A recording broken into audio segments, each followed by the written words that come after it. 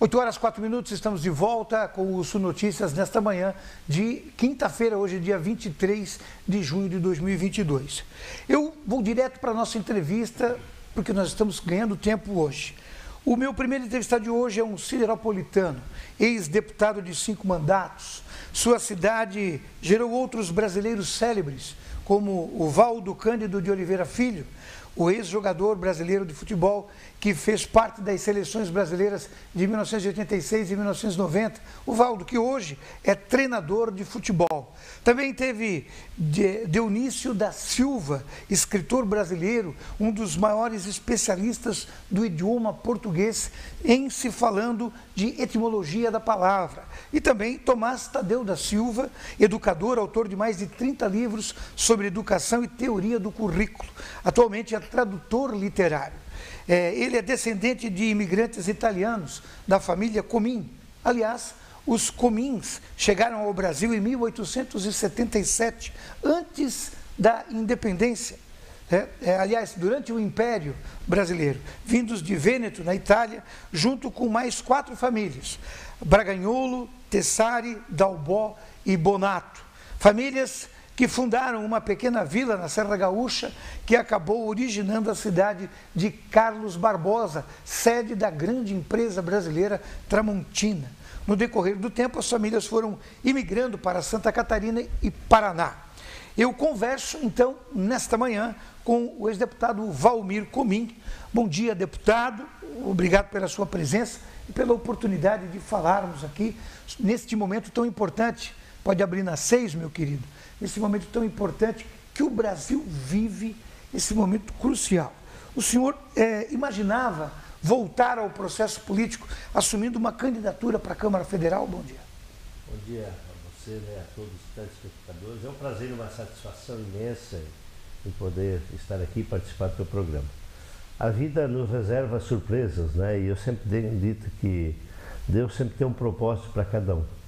Depois de 9 eleições, que participei, e 5 mandatos consecutivos na condição de deputado estadual, e a última eleição foi um feito inusitado, que sucumbimos muitos, na onda, e eu sempre digo que passarinho na muda ele não canta, ele geme, E fiquei no meu canto observando toda a situação e percebendo, com certeza, e percebendo que não houve nenhuma manifestação de lideranças importantes do nosso Sul, buscando, se projetando para a Câmara Federal, fui motivado a colocar o meu nome à disposição e sempre disse: o partido sem soldado não vai ficar, porque na última eleição nós perdemos a representação federal, e o Sul sempre teve, o Partido Progressista sempre foi muito forte no sul do estado, em toda Santa Catarina,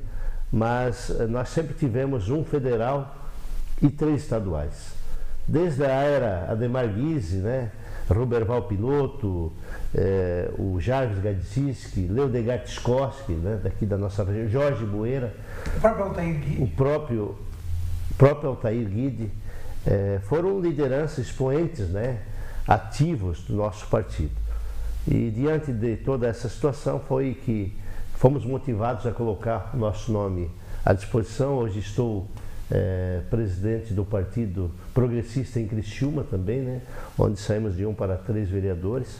Isso também nos remete a uma condição de uma maior responsabilidade e de estar à linha de frente aí da executiva do partido e nos colocando à disposição de Santa Catarina, de maneira especial a nossa região, para tentar contribuir ainda mais, ser mais uma alternativa para o Congresso Nacional. Os progressistas têm na grande mesorregião sul. Olha, nós temos no estado de Santa Catarina 55 prefeitos, 53 vice, 505 vereadores. Então, sedentos de representação. Com certeza, é o segundo partido no Brasil e também em Santa Catarina. O Congresso Nacional são 56 deputados federais.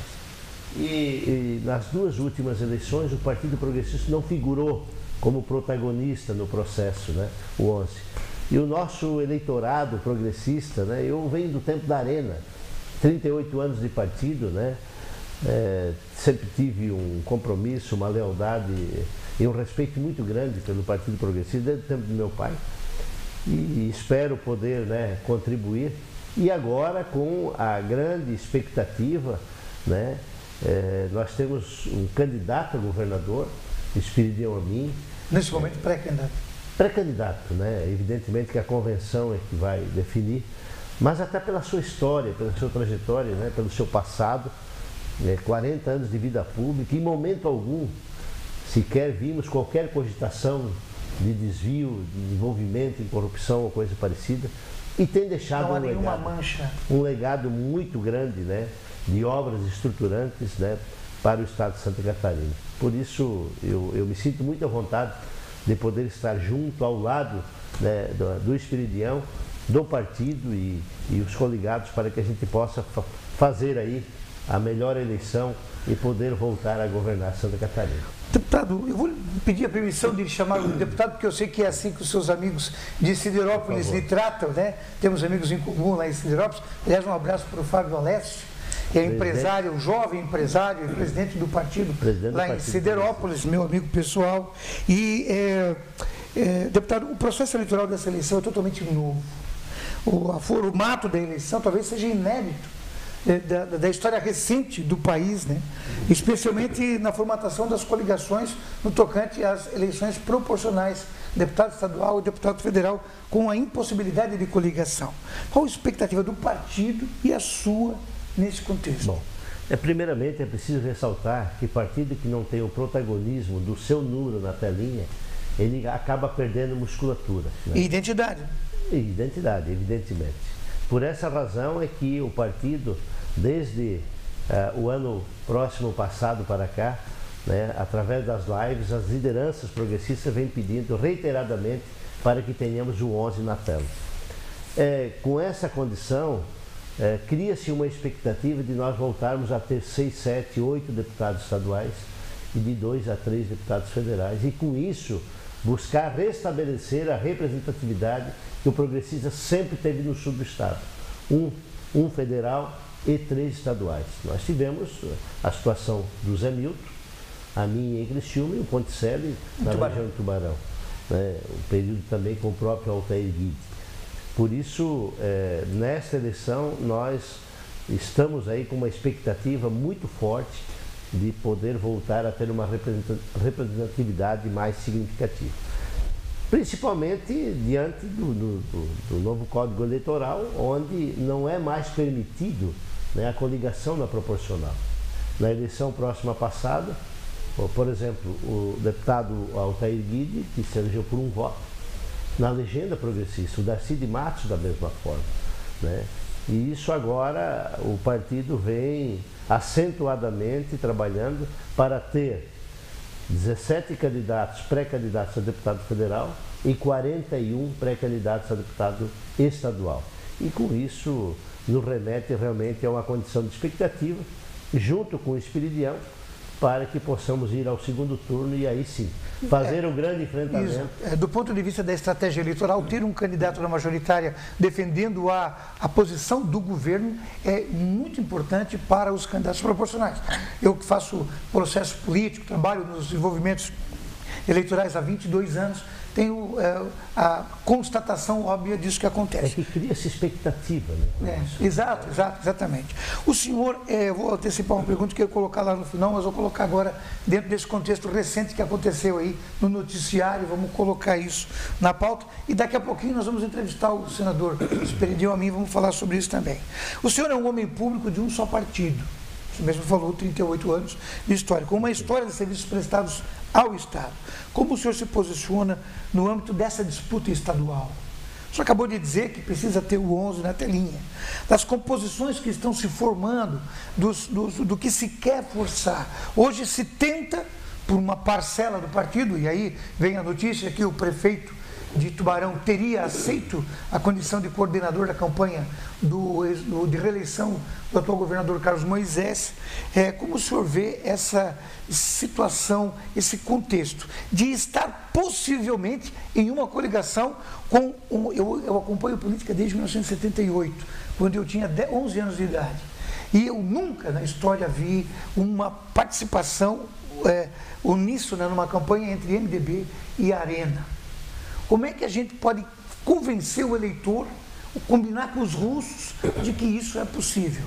O senhor entende que essa possibilidade no primeiro turno é uma possibilidade viável? Bom, Xixo, primeiramente eu preciso ressaltar aqui que o Partido Progressista, nós nos preparamos na eleição próxima passada, quando o Merizio era o nosso candidato, para fazer enfrentamento com o MDB.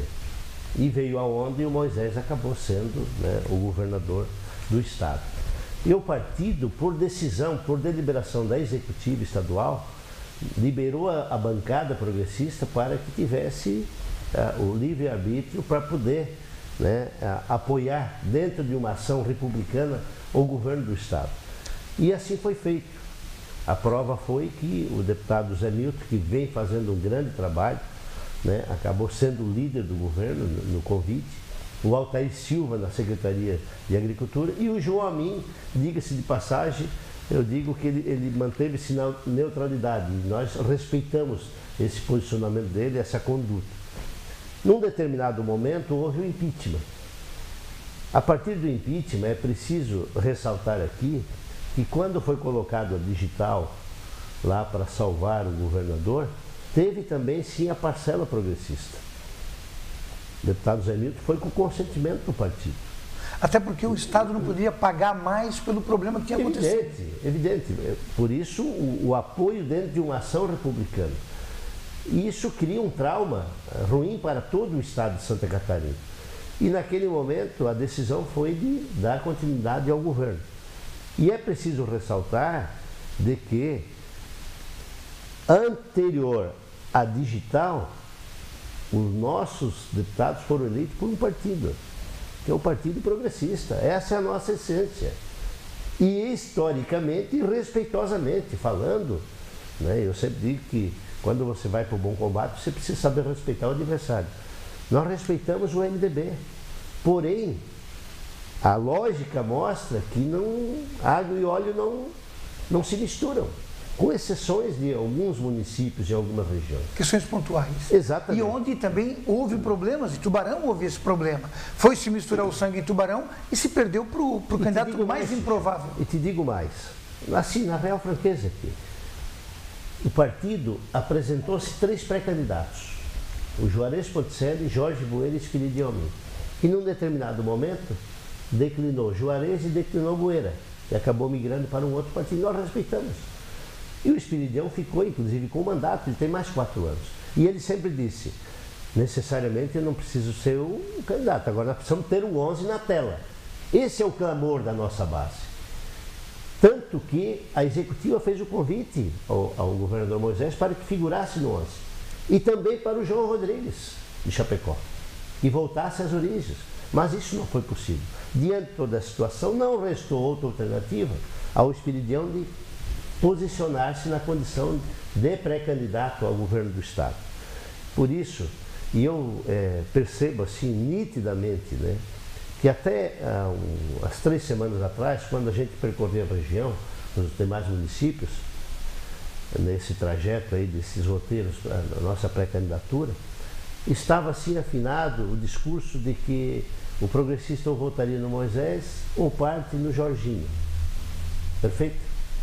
Haveria uma distribuição natural. Exatamente. A partir do momento que o governador Moisés traz ao PMDB para a condição de vice e provavelmente para a condição de Senado, certamente as nossas lideranças, ao perceber essa situação, dizem, poxa, mas politicamente, qual é a eleição mais importante para mim aqui no município? É a eleição municipal, de vereador e de prefeito. Caracterizado nesta linha, ele pensa simplesmente o seguinte, bom, se eu votar no Moisés, eu vou estar fortalecendo o MDB, que fatalmente vai estar contra mim na próxima eleição. É uma lógica. É uma lógica, né? Entendeu? E é nessa esteira, né, que nós estamos nos colocando, nos posicionando, estamos conversando aí, né, com frentes, né, o Kennedy a possibilidade de ser o candidato. Que, aliás, sempre destaca que ele só aceita coligação com candidatos que não tenham ficha suja. E ele tem uma linha, né? Uma linha que é de direita, né? Conservadora. Conservadora, bolsonarista. Está batendo muito no Supremo Tribunal Federal, que, aliás, a pesquisa está mostrando 63% da população está colocando o Supremo como risco à democracia. Né?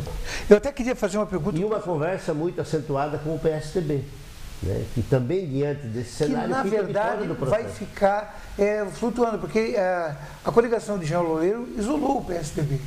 Não tem caminhação. Eu imagino que se o MDB impor a candidatura do Senado, também vai afastar o PSDB, que aqui teria essa possibilidade de fazer isso. A menos que o Moisés, não conseguindo atrair o PP, vá fazer o MDB abrir espaço para o PSDB numa candidatura ao Senado. Digo mais, não que o Moisés não queira que o PSDB esteja junto ao PP, mas o PMDB não permitiria. PSDB também. O PMDB não permite. Não permitiria Fecha essa condição, a porta. até pela musculatura que tem o PMDB. O que o Moisés ganha com o PMDB junto. Exatamente. Mas eu queria fazer uma pergunta exatamente agora, mudando um pouco de cenário, já entrando na questão da sua perspectiva, uma vez confirmada a sua candidatura e uma vez eleito, tendo sucesso no processo.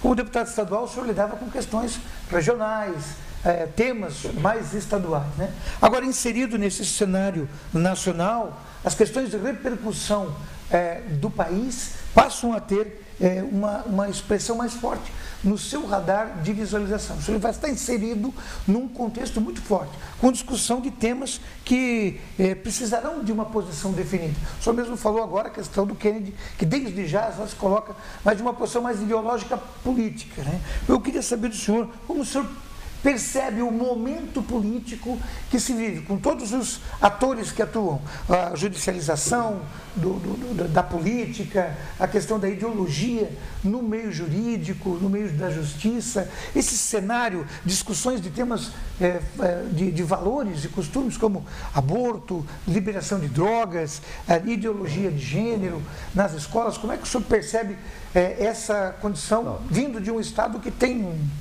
respira um ar diferente do país? Xixo, primeiramente eu sempre digo que tudo que é extremo é complicado, perfeito? Eu acho que tem que sempre se buscar a razoabilidade para poder avançar. Mas nós estamos diante de um cenário que acredito que nós não vamos ter uma terceira opção nesse processo. Eu particularmente, sempre foi a minha essência e dessa forma que fui educado e aprendi os conceitos da vida, a defesa dos valores da família, direito de propriedade e o livre mercado. Eu, particularmente, sempre defendi que o Estado não tem que produzir absolutamente nada. Ele tem que ter agência reguladora forte, com poder de fomento e de fisco. Fomentar e fiscalizar. E, a partir daí, é iniciativa privada. É política de resultado. E trabalho sempre com a máxima que todo grande foi pequeno um dia. Nós estamos vivendo um momento de uma certa insegurança global, como nós estamos vendo, e os países se voltando para si, né? Para não ficar na dependência externa dessa questão da globalização. É um ciclo que nós vamos viver um novo momento, né? Principalmente a partir dessa pandemia, da guerra que está acontecendo hoje na Ucrânia com a Rússia. Isso vai mexer. É um sentimento nacionalista, né? Com certeza. Então você vai voltar-se, né? Os países vão se voltar, né? E eu sempre digo que todo país que se preserva, ele tem que quem quer a paz tem que se preparar para a guerra. Ou você tem um exército forte, ou você tem um aliado que tem um exército forte. Essa é a história do mundo, desde o início lá da Mesopotâmia, lá entre o rio Tigres e Eufrates, quando nasceu a civilização. Sim.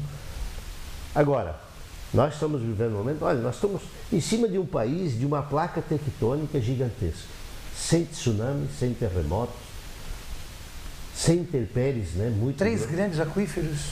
Três grandes aquíferos, um solo fértil, um clima tropical temperado, um povo ordeiro e trabalhador, pacífico. Riquezas minerais imensuráveis, nós somos a cereja desse planeta. Não é à toa que se você pegar daqui de Jaguaruna até Desterro, tem 76 barcos naufragados de holandeses, de ingleses, de franceses, de portugueses que tentaram já invadir esse país há muitos anos.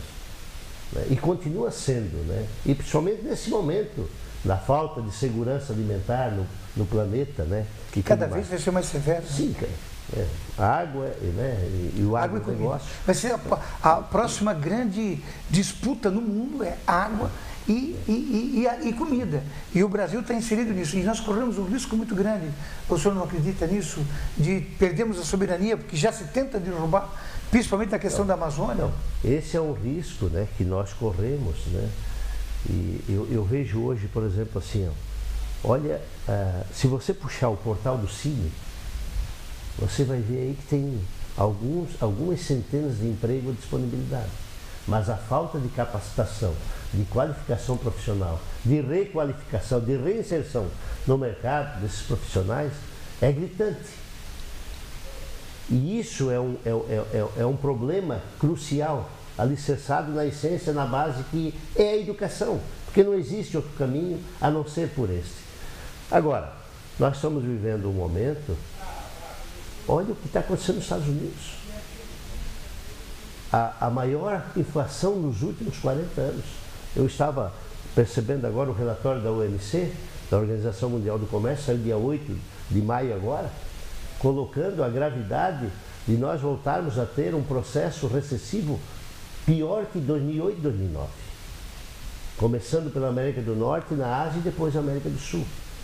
E o que vai nos salvar aqui ainda é o agronegócio. O Reino Unido pode chegar a 11% de inflação, o que nunca aconteceu. Mínimo. Isso? Mínimo. Também. Podendo isso ser exacerbado a 17%, 19%. Uma coisa que nunca houve na história da Europa. Então é uma situação global, né? Agora, eu particularmente, como eu disse, né, defendo sempre os princípios, os valores da família, o direito de propriedade. Cara, estudou a vida toda, tu trabalhou para adquirir teu patrimônio. Aquilo é sagrado, é teu. Por que nós temos que socializar isso? Né? De uma forma que quem nunca fez nada querer abocanhar aquilo que tu trabalhou com muito trabalho, com muita renúncia. E eu diria, deputado, que o Brasil é a última fronteira da preservação disso, porque a América Latina toda, com exceção do Uruguai, do Paraguai e do Equador, está contaminada por esse sentimento, e já se fala até em moeda única da América Latina. Então, é por isso que eu digo que nós corremos... Nós temos que ter deputados, um parlamento que possa se posicionar. Nós corremos um sério risco. E eu te digo mais, Xixo, nós vamos ter nessa eleição um aplicativo e o cidadão, é difícil o cidadão que não tem um celular, né? As pessoas mais idosas, com 80, 90 anos, estão com o Facebook. Sim. Né? Esse aplicativo você vai poder colocar o CPF e ter uma radiografia do animal. O animal, espécie, ser humano. Sim. Meu Deus, faça um checklist do passado da pregressa. O que esse cara fez, o que ele apresentou, a sua trajetória, a sua vida. Tem nego aí que está com processos à torta e à direita e mesmo assim está correndo, pedindo voto e com condições de eleição. Então, eu penso que o eleitor tem essa prerrogativa que é particular e singular dele. E ele pode fazer essa escolha e essa mudança só vem através desta consciência. E é por essa razão que eu me coloco nessa condição. Eu não sou meu santo, como ninguém é. Mas eu tenho observado as pesquisas, temos acompanhado as pesquisas em Criciúma. E a história está mostrando o seguinte: 50% do eleitor quer votar na direita, 23% quer votar na centro-direita, 22% quer votar na esquerda. Mas o mais importante que nos motivou, né, a voltar esse processo político, 52,8% do eleitor não quer aventura. Ele quer votar em agente político ou da iniciativa privada, ou que tenha serviços sociais prestados, mas que tenha uma pregressa sedimentada no bem. Ele quer segurança de Exatamente. Que ele vai ser amparado. O sentimento de medo da população em relação à situação que acontece faz com que ele pense nisso. É a leitura que eu faço desse número. Exatamente. Meu caro amigo Cominha, a gente poderia conversar aqui até o meio-dia, né? Porque o tema os temas são comuns, a gente já tem um cafezinho para você aí, enquanto eu faço a última pergunta. Quando que o partido vai ter definido isso? Começam agora os cenários se definirem. Eu aposto em pelo menos 5 candidaturas ao governo, nessa eleição, assim, estruturadas com base, né? 5 candidatos ao governo. Mas quando é que o governo, quando é que a coligação deve estar solidificada, no sentido de os nomes definidos e o partido com o seu time em campo? Só no dia 5 de agosto? Xixo, a executiva estadual está prevendo fazer a convenção entre o dia 20 e 25 de julho, já com antecedência para que a gente tenha espaço, né, suficiente, né, para as últimas tratativas, né? Mas um trabalho que vem sendo feito muito forte em cima das candidaturas, né, estaduais e federais, que é isso que vai dar o alicerce, o suporte na linha de frente para o nosso candidato ao governo. É evidente que a convenção ela tem o prazo do dia 5, né, de agosto, né, para homologação efetivamente perante o órgão oficial que é o TRE. E a partir daí, então, é luta, é batalha em campo. Time em campo. Mas eu gostaria de colocar aqui, até pela minha experiência, que foi um aprendizado sem precedente quando estive à frente da Secretaria de Estado de Assistência Social, Trabalho e Habitação. Esqueci de citar isso. O senhor foi secretário de Estado. E um dos primeiros convites que fiz para exercer uma diretoria na Secretaria foi o nosso sempre amigo, né, ex-deputado estadual e federal aqui da terra, aqui de Sombrio, Leodegar da Cunha Tiscotti. E uma coisa que eu percebi muito lá, a falta de qualificação e de requalificação profissional. Eu acho que isso nós precisamos alicerçar como prioridade de metas. E eu digo sempre que, às vezes a gente fica na briga, o artigo 170, para auxiliar o aluno no curso universitário. Nós temos que apostar na base. É lá na creche. É o período integral.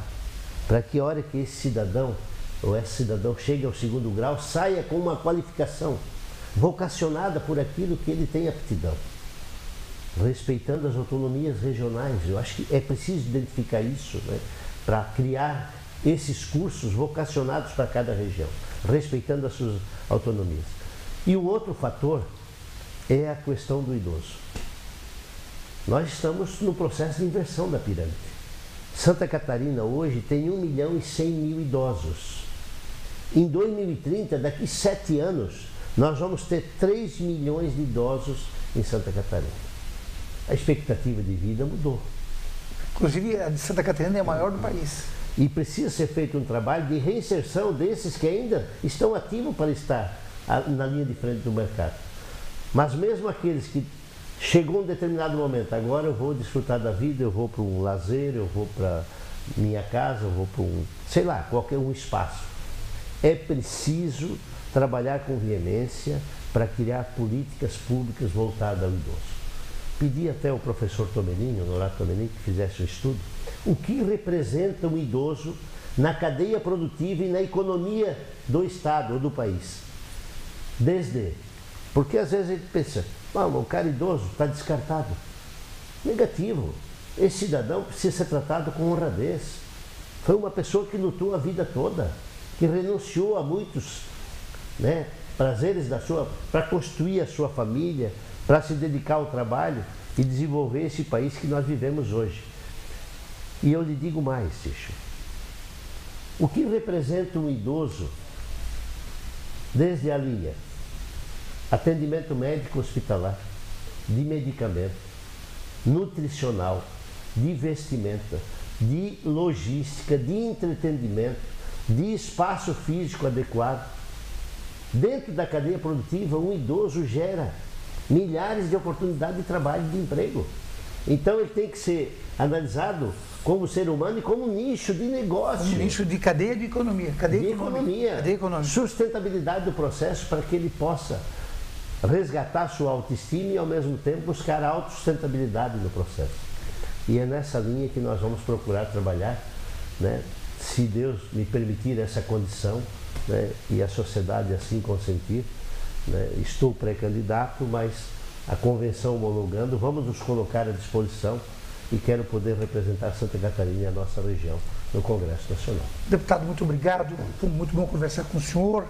Obrigado pelas informações. Eu agradeço E vou pedir um rápido intervalo, porque já deve estar na linha o meu próximo entrevistado, o atual senador e ex-governador por 2 vezes de Santa Catarina, talvez um dos homens públicos mais longevos da história pública do Estado, o senador Esperidião Amin Elon Filho. É logo após o intervalo.